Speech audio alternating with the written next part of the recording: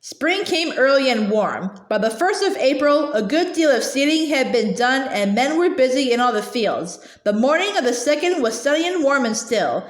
Peter took the sheep out to graze on the school section as usual, while Manly went to the field. It was still difficult for him to hitch up a team, and Laura helped him get started, but she went about her morning's work.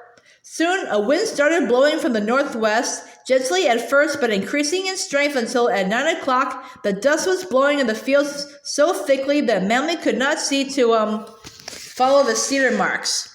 So he came from the fields and Laura helped him unhitch and get the team in the barn. Once more in the house, they could only listen to the rising wind and wonder why Peter didn't bring the sheep in. He couldn't have taken them far in such a short time, and he surely would bring them back, Manly said. Dust from the fields was blowing in clouds so dense that they could see only a little way from the windows, and in a few minutes Manly went to find Peter and the sheep and help if help were needed. He met Peter with the sheep about 400 yards or 1/4 of a mile from the barn. Peter was on foot, leading his pony and carrying 3 lambs in his arms. He and the dog were working the sheep toward their yard. The sheep could hardly go against the wind, but they had to face it to get home.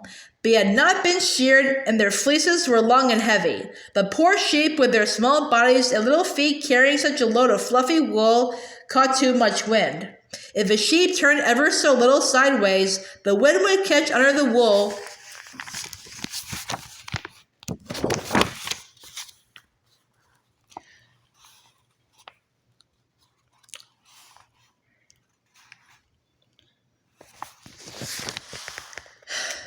lift the sheep from its feet and roll it over and over, sometimes 5 or 6 times before it could stop. Against the strength of the wind, it was impossible for the sheep to get to its feet. Peter would lift it up and stand it on its feet headed right so it could walk into the wind. He was tired and the sheep, dog, and pony were powerless to help, so it was time for Manly to be there.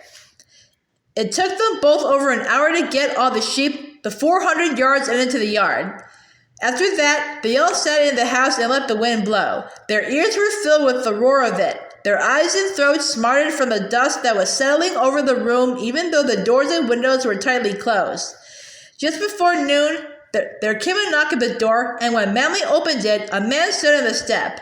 "Just stopped to tell you, your wheels are going round," he said, and with a wave of his hand toward the barn, he ran to his wagon, climbed in, and drove on down the road. His face was black with dust, and he was gone before they recognized him as the man who had bought their homestead. Laura laughed hysterically. "Your wheels are going round," she said. "What did he mean?"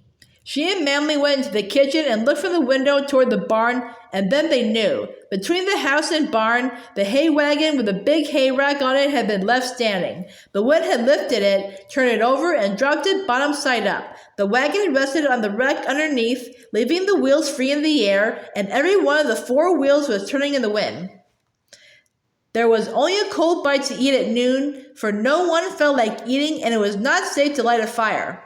About 1 o'clock, Laura insisted that she could smell fire and that there must be a prairie fire near, but no smoke could be seen through the clouds of dust. The wind always rises with a fire, and on the prairie the wind many times blows strongly enough to carry flame from the fire to light grass ahead of the burning, so that the fire travels faster than the grass burns. Once Manly and Peter had raced toward a fire trying to save a large haystack that stood between it and them. They ran their horses' heads up to the stack and jumped off just as a blown flame lit the opposite end of the haystack. Each had a wet grain sack to fight the fire. They scrambled up the stack and slid down the end, scraping the fire off and putting it out at the ground after it had burned back a little way from the end of the stack. They let it run down each side as the backfire and the main fire raced by and on, leaving the haystack with Manly and Peter and horses untouched. The horses had stood with their heads against the stack where they could breathe. The wind reached its peak about 2 o'clock, then slackened gradually, so slowly at first it was hardly noticeable, but it died away as the sun went down and was still. Rose lay asleep with her tired, dusty little face streaked with perspiration. Laura felt prostrated with exhaustion, and Manly and Peter walked like old men as they went out to the barn to see that the stock was all right for the night.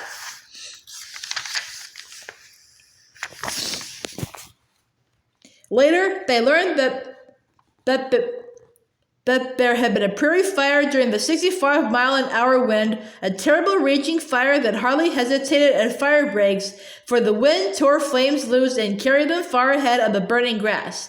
In places, the fire leaped, leaving unburned prairie, the flame going ahead and the wind blowing out the slower fire in the grass as a candle is blown out. Horses and barns with good fire breaks around them were burned. Stock was caught and burned. At one place, a new lumber wagon stood in a plowed field 100 yards from the grass. It was loaded with seed wheat just as the owner had left it when he had gone from the field because of the wind. When he went back, there was nothing left of the wagon and its load except the wagon irons. Everything else had burned. There was no stopping such a fire and no fighting it in such a wind. It went across the country, leaving a blackened prairie behind until it reached the river, and then the wind went down with the sun. There it stopped, somewhere between 50 and 100 miles from where it began. There was nothing to do but to reseed the fields, for the seed was blown away or buried in the drifts of soil around the edges of the plowed land. So, Manly bought more seed, wheat, and oats at the elevator in town, and at last the seeding was finished. Then the sheep were sheared, and the selling of the wool cheered them all, for wool was worth 25 cents a pound, and the sheep averaged 10 pounds of wool apiece. Each sheep had paid for itself and 50 cents more with its wool alone. By the last of May, the lambs had all arrived, and there were so many twins that the flock was more than doubled. Lambing time was a busy time, both day and night, for the sheep must be washed and the lambs cared for. Among the 100 sheep, there were only 5 ewes who could not or would not care for their lambs. These 5 lambs were brought into the house and warmed and fed milk from a bottle and raised by hand. Rose spent her time playing in the yard now, and Laura tried to watch her as the little pink sunbonnet went busily bobbing here and there. Once Laura was just in time to see Rose struggle upright in the tub of water that stood under the pump spout, and with water running down her face and from her spread fingers at each side, Rose said without a whimper, "I want to go to bed." One afternoon, just after Rose had been washed and combed and dressed in fresh, clean clothes, Laura heard her shrieking with laughter, and going to the door, saw her running from the barn. "Ooh!" Rose called. "Barnum did just like this." And down she dropped in the dusty path, and with arms and legs waving, rolled over and over on the ground. She was such a comical sight that Laura could only laugh too, in spite of the wreck of the clean dress, the dirt on her face and hands, and the dust in her hair. Another time, Laura missed her from the yard and with fear in her heart ran to the barn door. Barnum was lying down in his stall and Rose sat on his side, kicking her heels against his stomach. Carefully, so as not to disturb his body, the horse raised his head and looked at Laura, and she was positive Barnum winked one eye. After that, Laura tried to watch Rose closer, but she couldn't bear to keep her in the house with the spring so fresh and gay outside. The work must be done between moments of looking at Rose through door and window. Once again, she was just in time to see Rose miss an accident by a narrow margin. She had evidently gone farther afield than usual and was just coming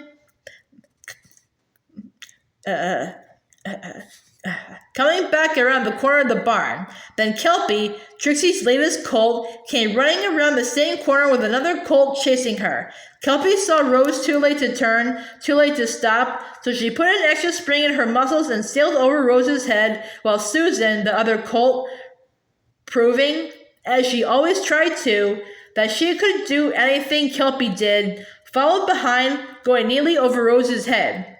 Then Laura was there, and snatching Rose up, carried her to the house. Rose had not been frightened, but Laura was, and she felt rather sick. How could she ever keep up the daily work and still go through what was ahead? There was so much to be done, and only herself to do it. She hated the farm and the stock and the smelly lambs, the cooking of food and the dirty dishes. Oh, she hated it all, and especially the debts that must be paid whether she could work or not.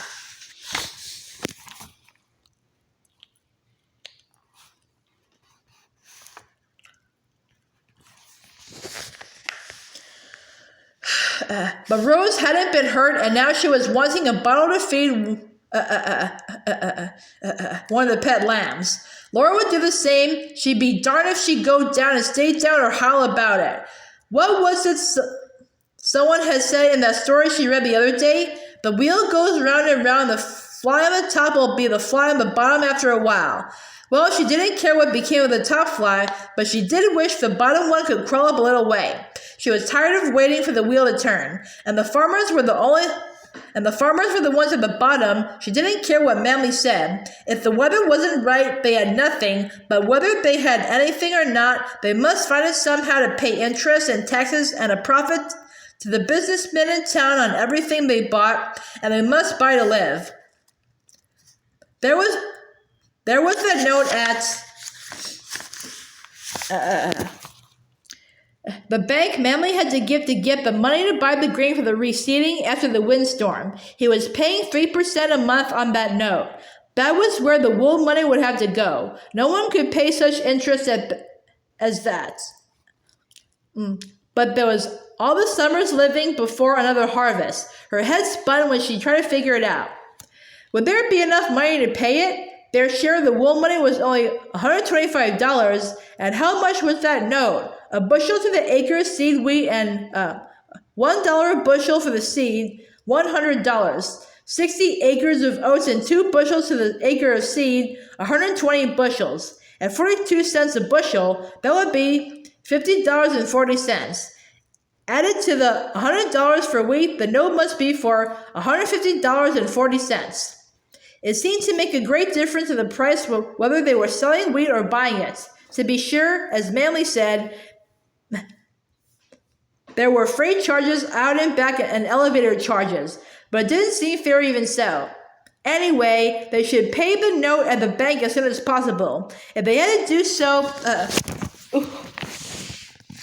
they could buy a book of coupons at the grocery store and give a note for that at only 2% a month. It was rather nice that the merchants had got those books with coupons from 25 cents to $5 and 25 or $50 bucks.